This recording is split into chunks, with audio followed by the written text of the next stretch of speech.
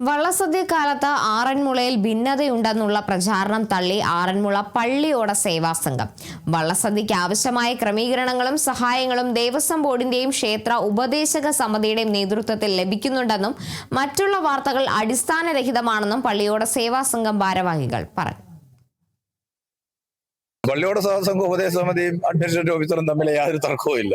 ഞങ്ങൾ എല്ലാവരോടും സന്തോഷകരമായിട്ട് പോകും. ഇപ്രാവശ്യം ഏറ്റവും സ്മൂത്തായിട്ട് പള്ളിയോട സേവാസംഘം ഇവിടെ അടിസ്ഥാന സൗകര്യ വികസനം നടത്തണമെന്ന് ദേവസ്വം ബോർഡിനോട് വെച്ച എല്ലാ കാര്യങ്ങളും അവർ ചെയ്തു തന്നിട്ടുണ്ട്. ഇനി ഒരു കട്ട പുറയിൽ ഒരു ചള്ള മാറ്റാനുള്ള ഒരു ഇന്റർലോക്ക് ഭാഗത്തും കൂടെ ഉള്ളൂ. അതൊരു തീരുമാനം എടുത്തിട്ടുണ്ടെന്നാണ് അറിയുന്നത്.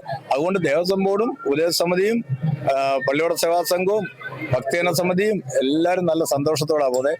പിന്നെ എയോയും അവരും തമ്മിലുള്ള തർക്കം അവരെ ദേവസ്വം ബോർഡിന്റെ ഉപദേശസമിതി ഇന്റേണൽ മാറ്ററാണ്. അതിനകത്ത് പള്ളിയോട സേവാസംഘം അതിനകത്ത് കക്ഷി ചേരാനോ അതിനകത്ത് അഭിപ്രായം പ്രകടിപ്പിക്കാനോ താല്പര്യമില്ല.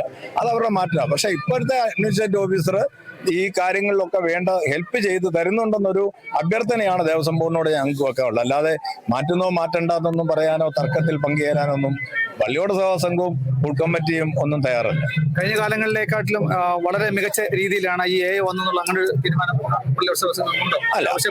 നിങ്ങൾ ആവശ്യപ്പെടുന്ന കാര്യങ്ങളൊക്കെ അതുണ്ട്, തീർച്ചയായിട്ടും ഉണ്ട്. അതില്ലെന്ന് പറയാൻ പറ്റത്തില്ല. ഞങ്ങൾ ആവശ്യപ്പെടുന്നതല്ല, ദേവസ്വം ബോർഡ് പ്രസിഡന്റ് എടുത്ത തീരുമാനങ്ങൾ നടപ്പിലാക്കി. ഞങ്ങൾ പറയുന്ന ഒരു കാര്യവും ഞങ്ങൾക്ക് ചെയ്തു തരാൻ ഞങ്ങൾ പറയുന്നില്ല.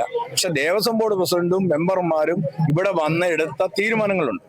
ആ തീരുമാനങ്ങൾ നടപ്പിലാക്കുവാനായിട്ട്, ആ തീരുമാനങ്ങൾ ഇംപ്ലിമെന്റ് ചെയ്യുവാനായിട്ട് അവർ മുന്നേ ഇന്ന് സഹായിക്കുന്നുണ്ടെന്നുള്ള കാര്യം 100 വട്ടം ശരിയാണ്. അതിപ്പോ ഞാൻ പറയാം, ഇപ്പൊ കസേര ഇവിടെ പലതില്ലായിരുന്നു. 100 കസേരയും 150 കസേരയും പറ്റും കുറവുണ്ടായിരുന്നു. അത് നമ്മൾ പറഞ്ഞ ഉടനെ ചെയ്തു തന്നു. 6-ാം പന്തലിൽ വിളക്ക് കത്തിക്കുമ്പോൾ കെട്ടുപോകുമായിരുന്നു. അത് മറച്ചതിന്റെ ബുദ്ധിമുട്ടുണ്ട്. ഇതെല്ലാം ദേവസ്വം ബോർഡ് ചെയ്തു തരും. പെട്ടെന്ന് പറഞ്ഞ് 24 മണിക്കൂർ അവൻ രാത്രിയിൽ ആളിനെ നിർത്തി അത് മറച്ചു തന്ന് പിറ്റേ ദിവസം ഉപയോഗിക്കാൻ പറ്റി. അതുപോലെ തന്നെ വെളിയിലേക്ക് ഇറങ്ങാനുള്ള വഴി, ഈ മേശാന്തി മഠത്തിന്റെ അല്ലേ, മേശാന്തി മഠത്തിന്റെ വഴിയുള്ള വഴി, ആ വഴിയെല്ലാം ശരിയാക്കി തന്നു. ഇവിടുത്തെ ഫാനെല്ലാം പോയി കിടക്കായിരുന്നു, ഫാനെല്ലാം ശരിയാക്കി തന്നു. അതുപോലെ മേലത്തെ വിരി 5 വർഷമായിട്ട് ഇട്ടുകൊണ്ടിരുന്ന വിരിയാണ്. ഈ മേലില് ആഹാരം വേറെ വേസ്റ്റ് ഒന്നും വീഴാതിരിക്കും, പ്രാവിന്റെ അതെല്ലാം മാറ്റി തന്നു. അങ്ങനെ സ്റ്റെപ്പ് കെട്ടി തന്നു. അടിസ്ഥാനപരമായിട്ടുള്ള എല്ലാ കാര്യങ്ങളും ചെയ്തിട്ടുണ്ട്.